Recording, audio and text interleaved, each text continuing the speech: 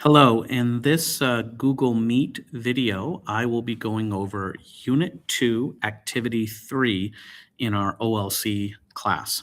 So if we take a look, I posted an announcement this morning, and Unit 2, Activity 3 will focus on what is called narratives. And a narrative is kind of a fancy word for a story. It's going to be a form of storytelling. And so in this activity, you're going to learn narrative elements, which are going to be story elements, the things that make up a story. You're going to read some examples of a narrative, and at the ending of the activity, you're going to write your own narrative. You're going to write your own story. And so if we take a look, if I go inside the activity,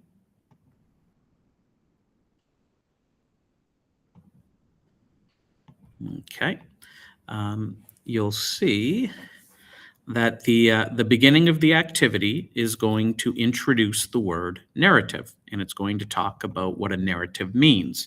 And you can use narratives in a variety of ways, but they're always going to refer to some type of storytelling. So you can use narratives in poetry or in essays or in short stories. So hopefully throughout this activity, you're going to gain a full understanding of what a narrative can be. If we continue on here, there's going to be a little kind of fun activity here where they're going to give to you examples of idioms. Idioms you may have heard before in ESL or in another English class. Idioms are sayings that the words that are used in the sayings are used in a way that they're not traditionally used. So the saying, you cannot take it literally. So, for example, something like a blessing in disguise. A blessing in disguise. Well, how can you have a blessing in disguise? So, a blessing that is hidden. It's not listed here, but a very simple example of an idiom is break a leg. If someone tells you to break a leg, they're not hoping that you actually break your leg. They're saying good luck. Okay. And so there are sayings or something like it's raining cats and dogs. If someone says to you it's raining cats and dogs, they don't literally mean that cats and dogs are falling from the sky. So they're going to give you some examples of idioms here, and they're going to ask you to think about them and to see if you can come up with your own list of idioms.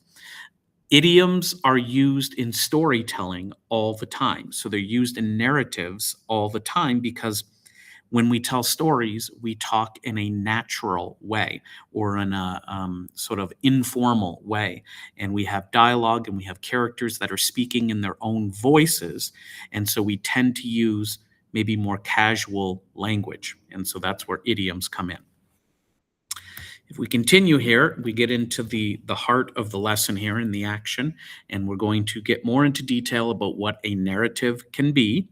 And they're going to give you descriptions of different types of narratives, whether they be biographical, historical, fictional, or religious. If you take, for example, the Bible, or if you take religious texts, oftentimes religious texts use stories or use narratives to convey information. If we continue on here, again, it's getting into what is a narrative, and it's going to get into the different elements that make up a narrative. And so when you think of a narrative, think of a story. So a story has to have setting, so where and when, has to have characters, who is involved in the story, has to have a plot, the what and the how, and it has to have a theme. It has to have some sort of message attached to the story. This is going to be very important. If you were to move on to grade 12 English, or if you were to move on to another English class after this literacy course, setting, characters, point of view, point of view is another one we'll talk about maybe here. Plot and theme are going to be elements of narratives and stories that you're going to be expected to know. So take a close look here in this activity. Make sure you understand what setting means, what characters are, who characters are, what a plot is, and what a theme is. In this particular narrative, they're going to focus a lot on plot. So the story, the beginning, the middle, and the end, and the events that happen in a story. They're going to give you an example. They're going to give you a little narrative called Deportation at Breakfast. So you can see a PDF version and you can make it bigger by clicking here. Or you can read the story right here and you can see the different pages right on our website. But they're going to ask you to read Deportation at Breakfast and to notice the beginning, the middle, and the end. So to notice the different plot points. As we continue on, they're going to break down the beginning, the middle, and the end of a story into more specific categories, and we call them exposition, conflict, rising action, climax, falling action, and resolution. If you've done a grade 11 or even grade 10 English course before, or possibly in your ESL D or E courses, you've probably learned this structure before. This is the basic plot structure, and you would be expected to understand how a plot moves, how a story goes from the beginning to the end, and all of the different parts in between. And so what they're going to ask you to do is they're going to ask you to look at a comic strip. And this is a short little comic strip. There's just 4 panels or 4 scenes. And they're just going to ask you to rearrange the scenes because these scenes are not in order. So see if you can put them in the right plot structure, in the right order. So which one of these should be the beginning, then which one should be the second scene, the third scene, and then finally the fourth and final, the ending scene. So again, they're just trying to get you to understand how a story is told and how a plot moves from the beginning to the end. They're going to have a little more practice for you to do and questions for you to answer in your notebook. You'll notice a lot of this activity is going to ask you to write notes so that you are sort of learning and showing your understanding of what makes up a narrative. If we continue on, we've got some more practice here. So you're going to be asked to look at a narrative paragraph and to put the sentences into the proper order. So again, beginning, middle, and end. And then if we continue on here, you'll see more on the structure of the narrative, and you'll see more about beginning, middle, and end.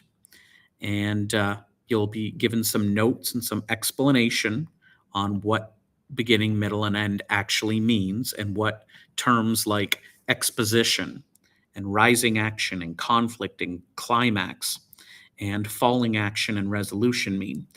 These are terms, as they'll mention, I think it mentions it right here, that if you move on to grade 12 in particular, this is going to be really important. Because you will be expected to read a number of different stories and be able to break down the exposition, conflict, rising action, climax, falling action, and resolution. So it's good that you're kind of getting introduced to these ideas now. If we continue on, the last element of narratives that they're going to talk about is theme. And theme means message. The idea is that when you read or watch a story or a narrative, you're not just taking in the plot, the characters, and the setting, but you're also kind of learning from the story, and you're picking up messages and opinions and ideas within the story. And so what they're going to do is they're going to give you a short little film here that they're going to ask you to take a look at. They're going to ask you to identify the characters in the setting. They're going to ask you to look at the plot, but then they're going to ask you to develop a theme for this little film that you're watching here. So what do you think is the message? And usually the theme you can write in one sentence. So if you watch this little movie here, what is the message or the theme that you can spot? Go back here. Okay, where was I? Okay. And so if we continue on here, you're going to start generating your own ideas for a narrative, your own ideas for a story. And what they're going to ask you to do is they're going to ask you to pick an image. So you've got 3 images here that you can see, okay? Um, this one's interesting to me because I'm a big sports fan. This one seems like it could be the makings of a good action story. And this one's special event. Oh, a special event could be almost anything. And so what they're going to ask you to do is to take a look at these 3 images. They're going to give you an example of what you can do with these images. And then you're ultimately going to choose one of those images. So it's going to ask you to choose one of those images, and you're going to write your own narrative for me. So your narrative is going to have character. It's going to have plot. It's going to have setting. It's going to have the where and the when. And you're going to fill out portfolio item 2.3 and submit that to me. And so if we take a look, sorry, I gotta change this to teacher. To student here. Let's see. Okay, if that works.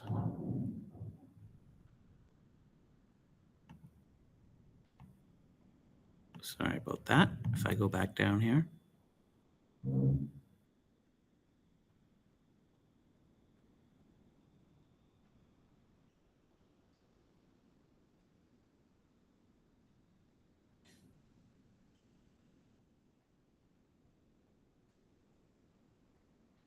And sorry about that. If we go back to the assignment here, portfolio item 2.3. If you take a look, when you go inside, it'll give you a template, as I usually try to do. And if you click on the template, it'll ask you to make your own copy, as usual. And then when you make your own copy, this is what you're going to fill out and submit to me. So it shows you the 3 pictures again. You're going to write me a narrative. So you're going to choose one of these 3 images, and you're going to tell me a story. So use this as your starting point. Use the image to help you get started and to help you think up your story. You might want to do some brainstorming. You might want to think about it a little bit before you actually start writing it.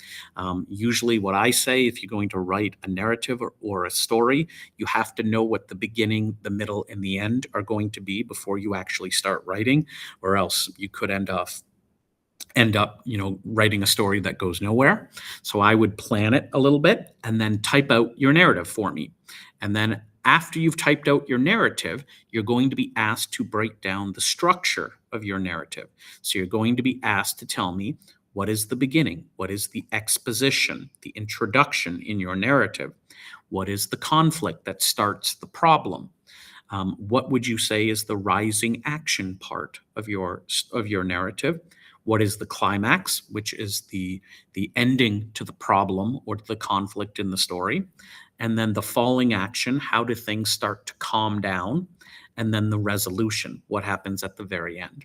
So you're going to be asked to type a narrative in this box, and then you're going to be asked to break down that same narrative that you typed out, that you created, into the different parts of a plot to show that you understand plot.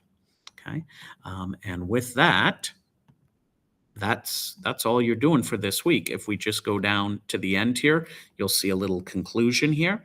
But if you submit that portfolio item 2.3, if you write me a narrative, you're set for the week. If you have any questions, please let me know.